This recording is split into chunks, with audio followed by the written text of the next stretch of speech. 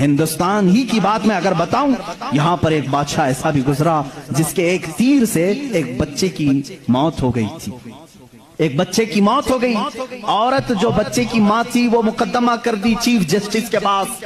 اس وقت کے جو چیف جسٹس تھے قاضی سراج الدولہ، انہوں نے طلب کیا بادشاہ کو طلب کیا، اسی ہندوستان کی بات کر رہا ہوں۔ عورت ایک جگہ کھڑی ہے، وقت کا بادشاہ ایک جگہ کھڑا ہے۔ عورت نے کہا میرے بچے کو ان کے تیر سے موت ہو گئی۔ بادشاہ شکار کھیل رہا تھا، چوک کے تیر لگ گیا۔ بادشاہ نے کہا ہاں میرا تیر لگا تو ہے، گواہ بھی ہیں، سپاہی بھی گواہ ہیں، عورت بھی گواہ ہے۔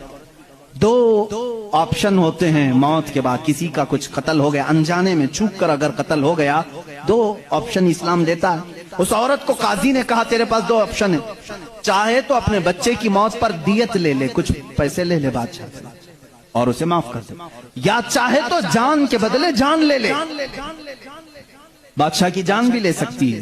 قاضی نے فیصلہ سنا دیا، یہ نہیں کہ بادشاہ کو چھوڑ دینا ہے، دونوں آپشن عورت کے اوپر۔ وہ عورت نے جب دیکھا کہ عدل کا یہ پیکر اسلامی نظام ہے، بادشاہ کے تیر لگا ہے اور قاضی صحیح فیصلہ دے رہا ہے، اس عورت نے کہا اگر یہ قاضی آج اس طرح کا صحیح فیصلہ دے رہا ہے تو اس طرح کے بادشاہ کی وجہ سے ہی، بادشاہ ایسا ہوگا اسی لیے قاضی ایسا ہے۔ اس عورت نے کہا میں اس بادشاہ کی جان بخشتی ہوں، میرے بچے کے لیے جو دیت بنتی ہے وہ بادشاہ مجھے دے دے۔ بادشاہ نے جتنی دیت بنتی تھی اس سے زیادہ اسے دیا، اور جب یہ معاملہ ختم ہوا تو بادشاہ قاضی کے پاس آیا اور اپنا جبہ کھولا، اس میں خنجر تھا، خنجر نکالا، کہا قاضی، وہ اس وقت کے سپریم کورٹ کا چیف جسٹس تھا، قاضی بادشاہ کیا کہتا جانتے ہو؟ مجھے جب پتا چلا میرے اوپر مقدمہ ہے اور مجھے معلوم تھا میرے تیر سے ایک بچہ فوت ہوا ہے، میں آج کورٹ میں آ رہا تھا، میں ساتھ ہی خنجر لے کے چلا۔ قاضی نے پوچھا کیوں لے کے چلے؟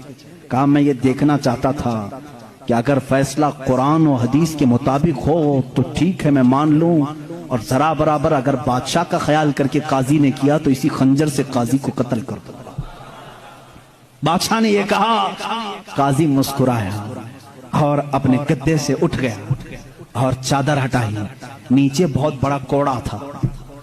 کہا بادشاہ تمہیں معلوم ہے میں آج پہلی مرتبہ اس کرسی پر آنے کے بعد، اس گدے پہ آنے کے وقت کوڑا نیچے لے کر بیٹھا ہوں۔ کہا کیوں؟